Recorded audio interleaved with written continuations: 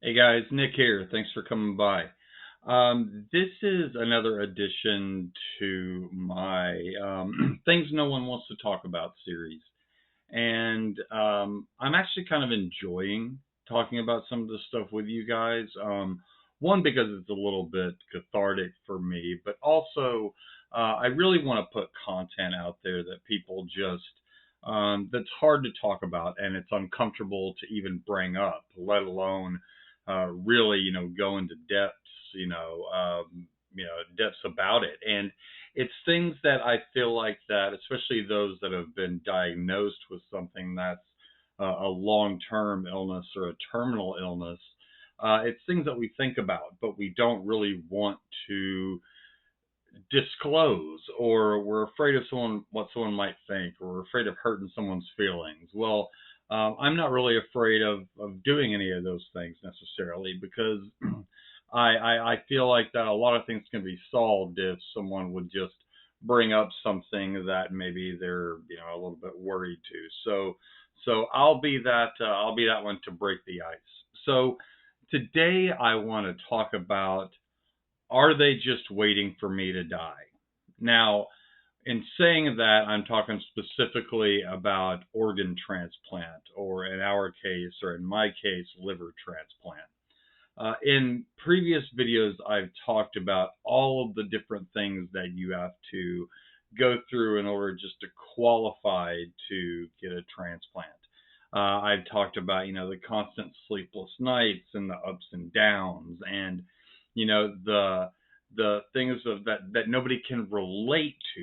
It's like you can't tell people how you're feeling, because unless they've been there, they could never understand it. And one of the things that I have struggled with, and I know several of you have struggled with as well, is what are the doctors waiting for to put me on the list or to help push me through? Uh, do they want me to get sicker? And this has been said to me by my physicians, because there was a time when I needed a transplant ASAP, but as you guys know, there were a lot of things that had to happen beforehand before a transplant could even be considered. Then I got to the point where I was healthy enough to kind of maintain, but I still really, really needed a liver. At that point, the big problem was my kidneys. My kidneys were just in awful shape. So if your kidneys are bad, it doesn't really do a lot of good to put a new liver in, because your kidneys are continuing to go bad and you'll end up going septic. So I had to, kind of get my kidneys at least to a point where they were stable. I still have permanent, stage 3. Sometimes it's 3A, sometimes it's 3B kidney disease. That's always going to be the case. That's never going to stop. But once I had kind of gotten to that point where my kidneys had balanced out, I'm like, okay, we can, let's work on getting me a liver now. Let's get me on that list. And they put me on a list, but they put me to where I was not activated, is what my providers called it. And I was like, well, what the hell is that? What does that mean? So it's like you're putting my name on the board, or you're putting me in the class, but you're never going to call on me. And that was even more frustrating, I felt like, than, because it felt like I was being teased. It felt like I was deliberately just being put on display. I mean, you're continuing to pay for your past sins, and this is my penance. It's like sitting in purgatory. And I didn't understand, and still don't understand in a lot of ways, what the doctors mean when they say, well, you do need a liver. We know that your liver will never be able to heal, and your liver isn't really functioning all that well, but you're not at the point that you're, about to die yet. So there are some other people that are in a much more urgent, this has to happen now, that are kind of ahead of you. And in my mind, I'm like, look, I was at that point, but then you told me that I had to do all these other things first. Now I've done all of these things, but I no longer meet your standard or your requirement, whatever the hell it is, to receive a transplant. And while I can understand that to a point, it's very, very irritating and it's so frustrating because you're like, okay, so what are you waiting for? Do I have to just muddle around and get sick again? What if I die, in the process of getting worse in order to qualify for this transplant? Because, guys, and you're hearing a lot of emotion in my voice. I'm really passionate about it. I'm really frustrated about it, to be honest with you, because, you know, when I got sick, it happened like that. I mean, there was some things kind of leading up to it, but as far as where I just went over the edge, I mean, guys, we're talking within a matter of 24 hours, or just a couple of days, to where I was feeling fine to all of a sudden now I'm jaundiced and I'm going septic, and my deterioration was rapid. I mean, I went from the night before feeling, fine, not having any issues really, to waking up at 4 o'clock in the morning with no idea where I was. I didn't know who Carrie was. I didn't recognize my dog. It's like I knew that I was home, but I didn't recognize my house. Everything was off. And if that were to happen to me again, I don't know how fast that decline would be. So it's really, really frustrating, So, and it's like, so are you just waiting for me to die? I mean, there aren't enough organs to go around. I get that, but it seems not fair. It's like, are you just stringing me along? What the heck's the point? And I had to reach a point in my mind, like I had to come to peace and kind of come to terms with my situation. And what it basically came down to, and my sponsor and a couple other people had told me this, and I didn't really understand what it meant. And that was, whenever I would ask, what else can I do? What can I do? And they would say, live.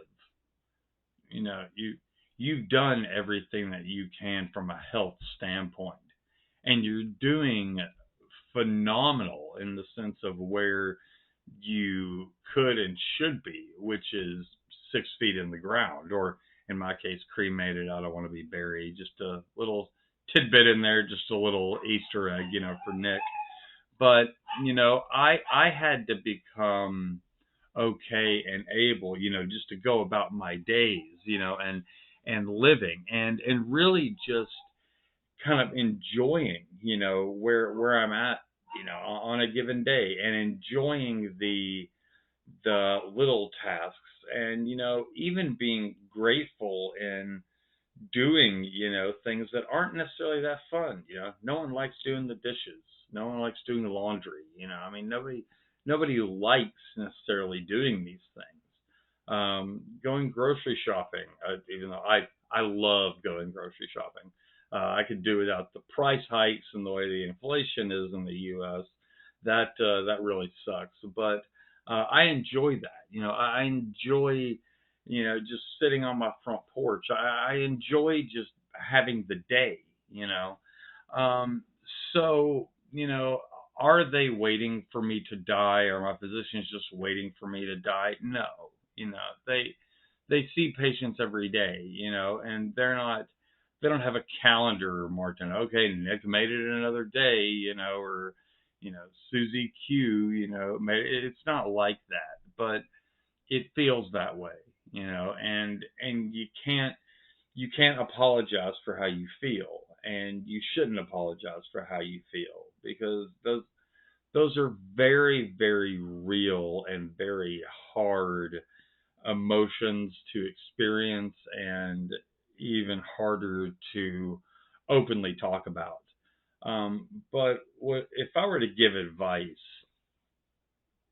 I would say, ask your doctor, are you waiting for me to die? What are we waiting on? Talk to your family, talk to your friends. I mean, talk to anybody that'll listen, anybody that you feel comfortable with, because a lot of times when you're just openly talking about something, you come to the conclusion.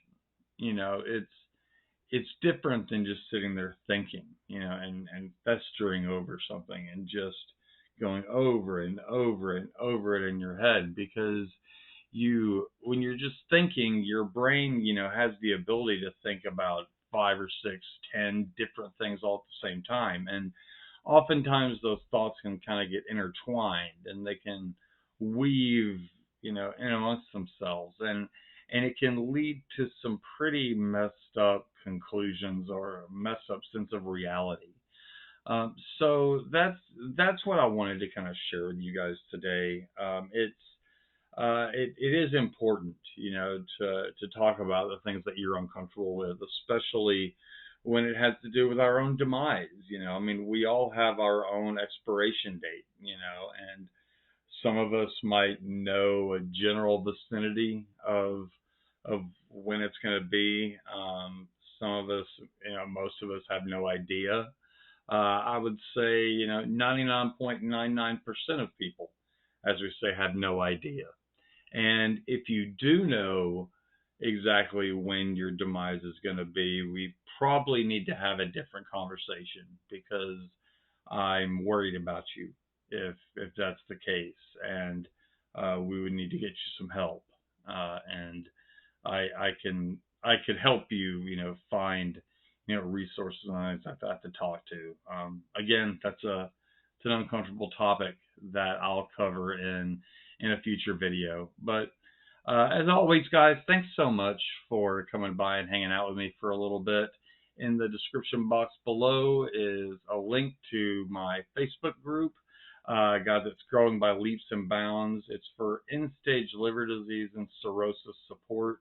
But guys, you can be a caretaker. You can be just a patient of any type of terminal disease. You can be a family member. I mean, there's all kinds of different experiences that people bring to the table. So if you want, just click join, agree to the group rules, and myself or one of my other team members will get a notification, and we will accept your request, and you'll be in. So guys, thank you so much. I hope everybody has a great day, and I'll talk to you later.